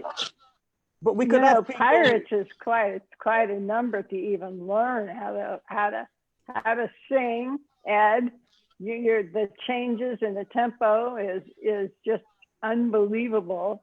You try to learn how to sing that song, and that is not easy. And it's not easy to play for Tom and for Ed and for Frank. It's a difficult song. It's a beautiful song. Ed, I think you were talking about how it's really a story that you have to learn. Yeah, it's the lyrics are huge. I mean, it takes a long time to actually learn the lyrics without learning to pitch and sing the lyrics, and then having to put that to Greg Lake's bass lines. It is quite a challenge. It really is. It's sort of like doing that. Yeah. No, that's exactly right. I mean, I've been actually trying to memorize the lyrics, and because I love certain parts, you know, where Greg changes his tempo to go very, very fast. Bones and beaches, and you know, so on. Landlord wine. Can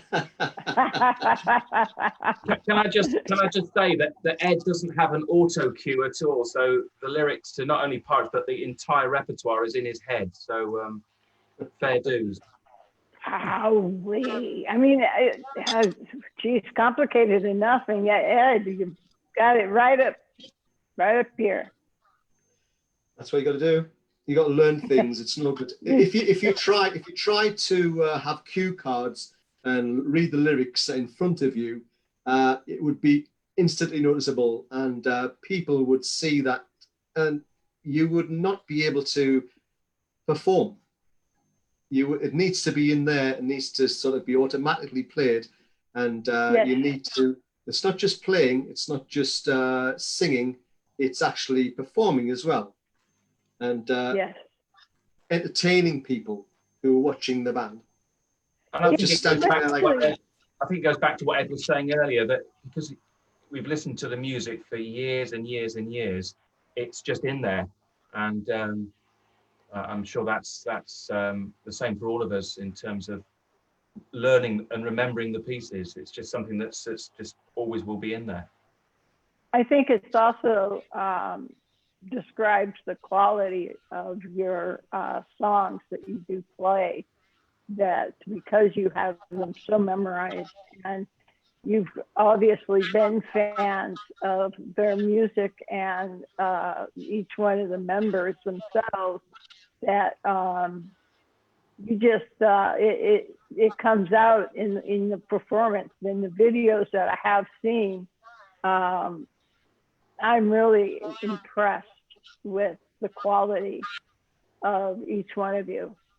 You definitely have my hats off to you, all of you, for taking that time to memorize those things, and so that they do look like the true performance, and you're not looking at like as just like cue cards and things like that. And Tom, you've got to have a real challenge too there with Pirates and with pictures.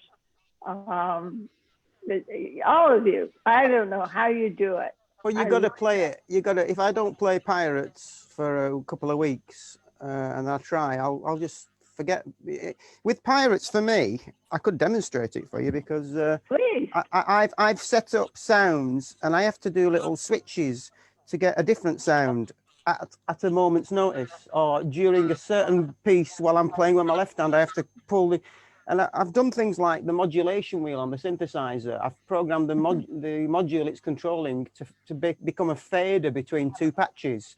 Or if I put it central, I can get the, you know, it's, let me just switch over to it, because I'll just show you. I mean, this, am I prepared for this now? I don't know whether I've. Let's just see whether this.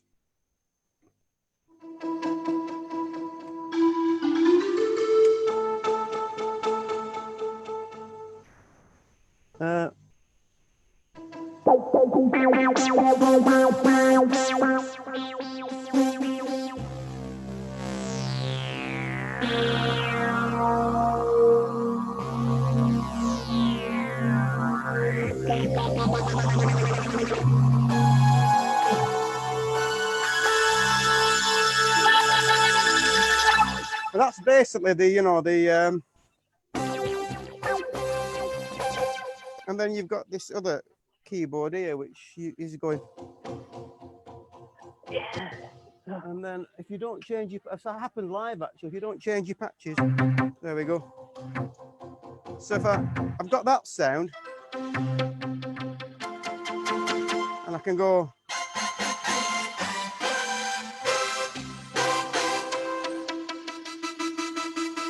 And then you got that. And there's different switches. There's actually on the lower keyboard, there's 2 buttons. It's an N-Sonic, and you can actually change mute and unmute oscillators, but they're momentary switches, so you have to keep your fingers on them. Of course, I can't do that, so I've actually took the keyboard apart and I've put a toggle switch across them, so I can actually make it permanent. So it, you know, very nice. Yeah. So. And then, of course, I've had to modify this keyboard to get this aftertouch.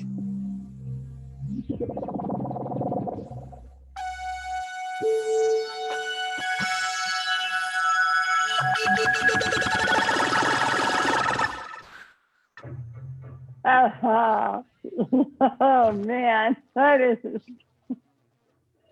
great. Pirates is a really great number. So it's quite quite convoluted. So like I say, if I don't play it for a week or two, I come back to it and I'm just messing up because it's not only the playing, it's like all the switches and it's muscle memory, and you've got to just keep on top of it. Yes, that's the only way you can do it. So yeah. Now, has Keith taught you or worked with you on your keyboards and ways to play or ways to program things? No, not to program things. He's helped me out with different bits when I've asked him. I've asked him technical stuff about the Moog, and he's forwarded my email to people who he worked with and said, Tom's got this question, can you answer it? So then I'll get a reply from Keith Weschler or, you know, somebody. I'd send the question to Keith, and then he'd send it to somebody else and say, can you answer this for Tom? That's great. That's so great. You got a team there. And let's see. It seems to me that, was there another question that I had on hand here? We talked about the sounds of Hoedown, and you know, I want to thank each and every one of you for your demonstrations, taking the time to play for us. It's a real treat. And Ed, like I said earlier, you have a spectacular voice and you play Lucky Man beautifully. And it only makes me hungry to want more. You know, it's like I'm ready to buy my plane ticket and get on over there.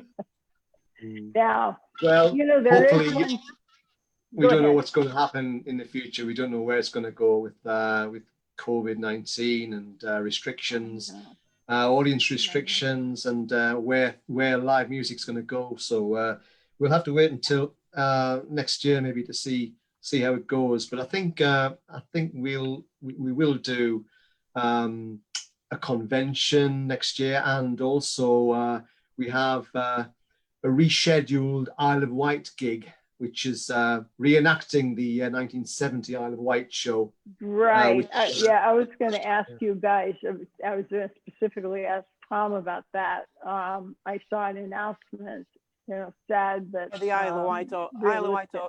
Isle of Wight organisers decided to finally admit that it's not going to happen this year, and just postpone it by a year.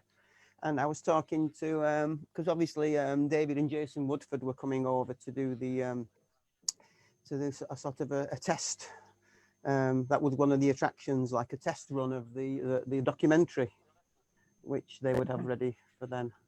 And I was speaking to David, and he said he sort of planted the seed of like, well, why don't we, if you delayed it and did it around the same time as the Isle of Wight, then people who want to go to the Isle of Wight and the convention can actually come over, and if it's quite close, they can stay over, if it's a week or two. Oh, yeah, absolutely.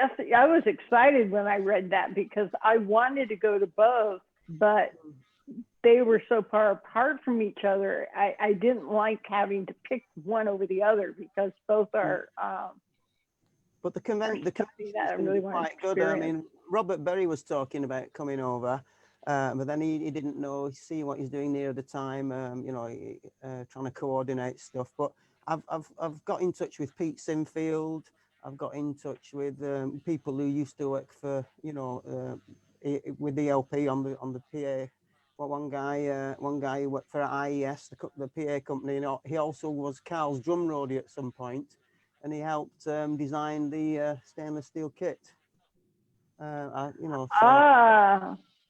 tracked down a lot of people, and it'd be good to have. And we've got loads of stuff, loads of ideas, basing it on the one 25 years ago, but making it even bigger and better. But the place I found has only got 250 places, so if we don't sell the 250 seats, then because it's going to cost a fortune to actually put on. So we need to make sure that we all give our darndest to get over there and get our tickets so that we can make sure that this all comes together. But here's one for you. Going back to Dave. Dave had a suggestion recently, which I don't know if I should. We want to be the first to do things, you see, because no, Dave. It could be done at the convention, couldn't it, Tom? Well, it could be done. Could be done regularly elsewhere, but yes, because we're learning third impression. What else did you do? I'm only just learning. I'm only just learning this, so. Load your program. I am yourself.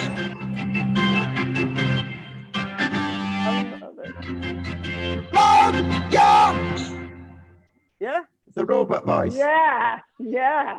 Load your program. I am yourself. So Dave had this idea. He said when we do the third impression, he said he'd like to do a gig in quad, like ELP did with 4. Oh, nice. So it's down to me to build stuff again. I'm going to do it. We're going to do a quad PA and have the sequence going round. So yeah, that. Tom, you build it and I'll carry it. Yeah. Yeah, but we've decided we're going to do quad. Yeah. Oh, that's going to sound so good. Oh, that's going to sound wonderful. My problem is I can't talk and play. So if I'm playing, I can't speak. So it throws me. I would think not. I don't know how anybody does that. You sit there and talk and play at the same time. I mean, keyboards, you have your feet going, you've got your left and right hands going in different directions, and you're thinking about the buttons you have to push. And I don't know. Listen to some bootlegs. You listen to some bootlegs of Keith going off on one in solos. He sometimes does this kind of thing.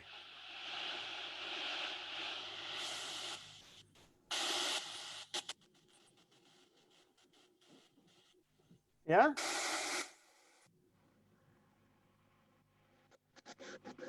sometimes he gets the Morse code going with the fixed filter bank with the wind. That's great. Yeah. Yeah, yeah. Yeah. You guys are going to sound great. Things like that, little bits of, you know, in the middle of his solos, he used to just go into something, you know, different noises. Yeah. Little things Well, like Keith that. really. And of course, you know, when Ed's singing in Tarkus and he's doing, you know, Confusion will be my epitaph, yeah? And I do the old,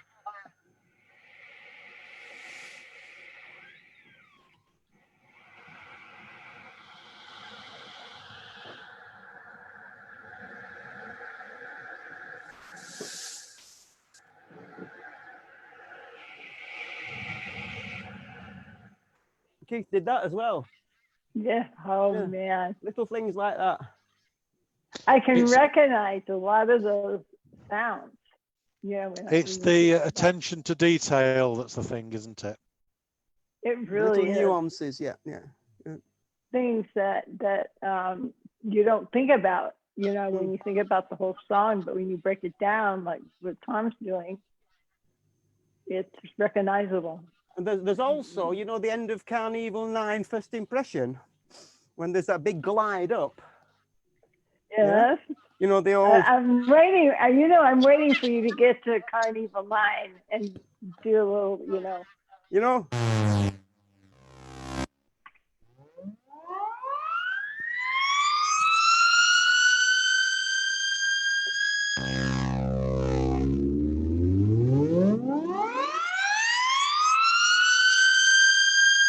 Now, a lot of people don't know this, but that glide on the modular is logarithmic. It's exponential, whereas a mini Moog is linear. So what happens with the modular Moog is you hit a note at the bottom and you hit a note at the top, and the note rushes up to the top, and as it gets nearer the top, it starts slowing down. Yeah?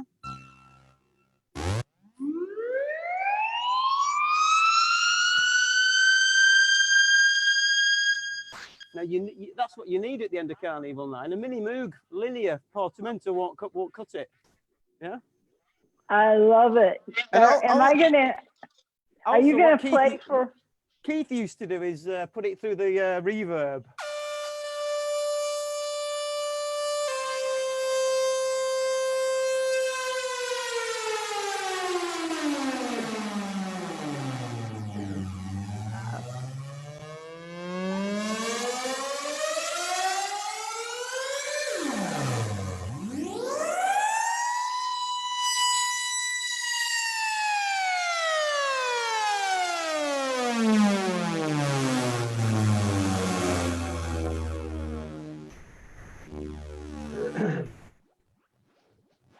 Wow.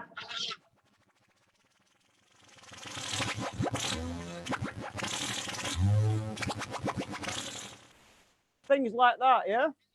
Yeah. Now I'm waiting to hear, you know, that part of Carnival 9. I think we talked about it. I think it was either I've just done it.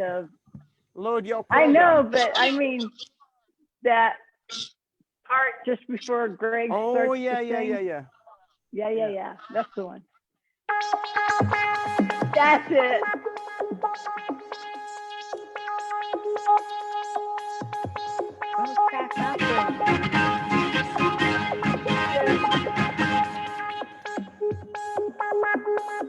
All you're doing is you're just pushing down on one key to make that sound repeat itself. Yeah, it just I have a foot pedal. And it carries on until I take my foot off. Look at that.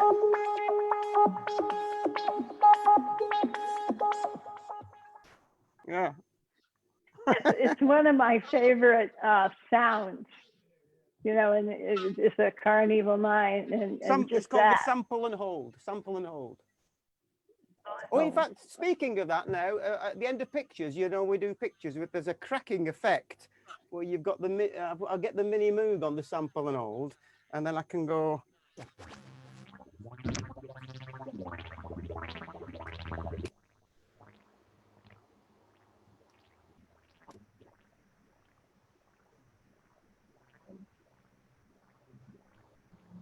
It's not doing it at the moment.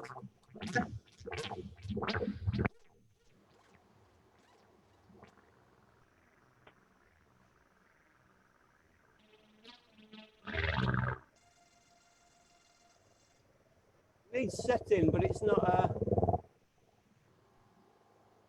Anyway, yeah, it's what I do is I get that doing the sample and hold. For some reason, it's not doing it, and I'm probably just getting a bit.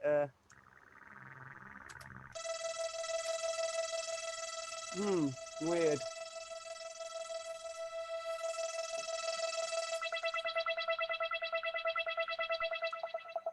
Anyway, yeah, what I do is I mix the two. So I've got the modular, and the modular's going.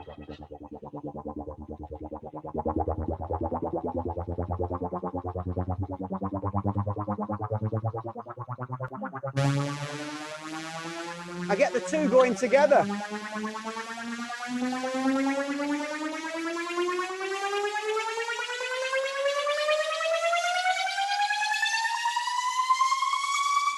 And Keith did that a lot with the two one's on sample and hold and one isn't, and there's a glide, and he mixes the two together.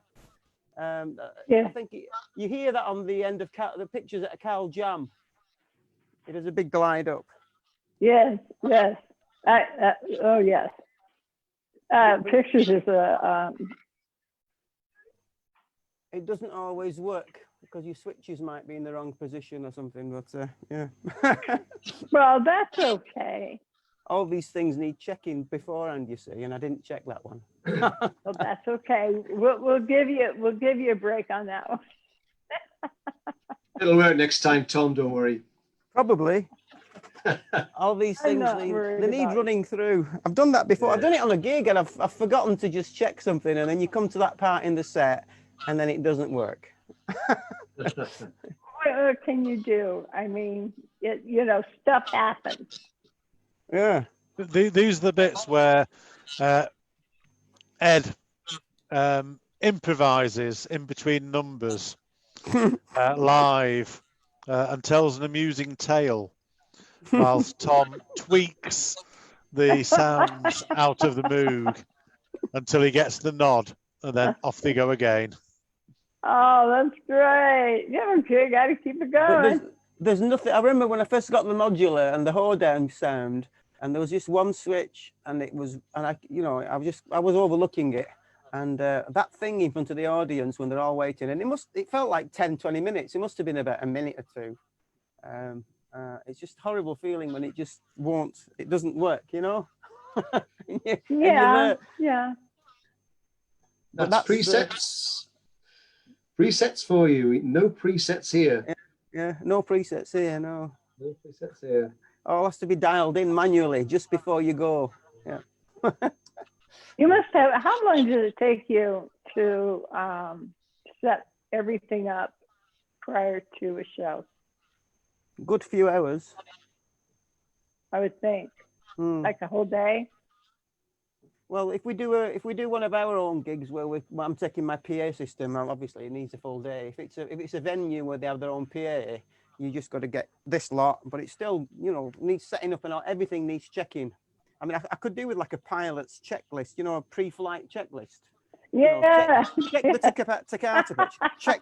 Check that thing. That just didn't work now, because it could be just could be a cable I've forgotten to put in, Never know, right? I'm sure Dave gets very busy too with a lot of that. Probably between all three of you.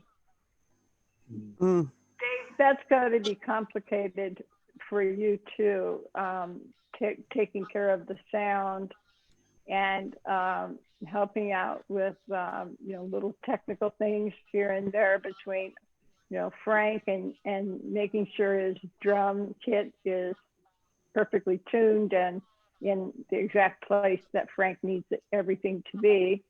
And Fortunately, Frank can tune his own drum kit, because I would be completely lost on that one.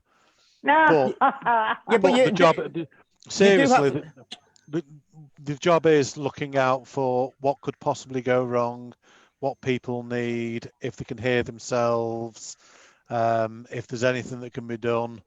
Are there any cables in the way of the revolving rostrum? Yeah. Yeah, looking ahead for how one can support, really. It's a fast-moving feast. I remember one gig when, I don't know if you're in charge of pyrotechnics, but I think one gig, the pyrotechnic went off and it went all over Ed, and I think it went over No, what happened there, Frank, was Ed's got a fan to keep cool. And the pyrotechnic went off, and it was an old pyrotechnic, which was a bit out of date, because I use out of date ones. I don't eat out of date food, but I use out of date pyrotechnics. You know, the use by date had gone. So what happens is, like, they sort of burn a bit blacker, and there was like soot, and the fan caught the soot, and Ed was sweating, and the soot just hit him on the head, and he had all these black marks all over him. Now that must have been quite a surprise, huh, Ed? Yeah, it looked a bit strange, looked a bit odd. One more for the book. I'll bet you that frightened the daylights out of you when that happened. Yeah. Frightened a lot of people. Keep on going. Yeah, we will do, Dan. Thanks very much. Well, I don't know if anyone has anything more they would like to talk about that we haven't covered or that I missed. I'm fine. I'm good. I'm fine. I think we've done a lot. We've talked a lot. We've explained a lot. We've done a lot of demonstrations, and I think people have got quite an insight into how Noddy's Puncture works now. So that's what we want to do. That's what we want to I know. There was a lot. I've got this, just to let people know that the CD with Keith Emerson on is still available. Oh, I didn't know you had that. Yeah. I just thought I'd throw that one in. Now, do you guys have T-shirts that you sell? Not really, no. We've not had any made. I think you should. We'll look into it. I think you should. Absolutely. Absolutely. We did have some T-shirts, some really good ones made by Mark and Andrea Pettit, if my memory serves me correct, friends of ours who come to our gigs. They made some really good T-shirts, so maybe we ought to get some made, and caps and stuff. I think so. I mean, you know, and then let us know when you've got some things available on the merch site, and this way, all of us everywhere can walk around with Noddy's Puncture on our backs. But, of the front. I know I'd be wearing mine proudly. I think that would be a great idea. That'd be great. You guys need to do that. You really should, because there's a lot of people that would love to have one. But now, Tom, is there anything that we left out with you that you haven't covered yet that you feel that you want to still talk about? I think we covered everything, really. Yeah, I think, except your Moog shirt. Your Moog shirt. I've done a lot of demoing the Moog and stuff. So yeah, I think. And your shirt, I love your shirt. Look at the gold on that, and your Moog. Very nice. Yeah. Very nice. It says it all. And let's see. And Frank, anything we missed? No, I think, as Ed said, we've given hopefully everyone an insight into who we are, what we're about, how we go about things. I mean, if there is something we've missed, we can keep it back for the next time, maybe. So we don't want to give it all away in one go. So I think that's a great idea, because we definitely have to do this again. And in closing, I want to say on behalf of the Emerson, Lake and Palmer Titans of Prague site all the members that were anxious to view this interview, to learn about Noddy's Puncture and to gain more information as to how you all work together. We all are humbly thanking you for taking this time for us, and we appreciate this, and we do hope that we can get you back in and talk some more about upcoming stuff. Yeah, we'll do. Dyanne, thank you for arranging this interview as well, because obviously it's quite a challenge to pull something like this together. So well done, and thank you. Thank you very much. And Dave, I want to thank you especially for being our special guest today as well. This was a real treat. And Tom and Frank and Ed, just your playing for us is just giving me chills. I just know that everyone appreciated that. That was like a little surprise that turned out to be really, really great, really great. So Thanks. I want Thanks very much, Dad. Thank you. Thank you, Thank Dyanne. you. Thank you. Thank Thanks, you. Dyanne. Thank you, truly. And we will talk again. And this was Backstage Pass. And we will see you hopefully soon. And take care. And we'll say so long. Bye. Bye. Bye. Bye-bye.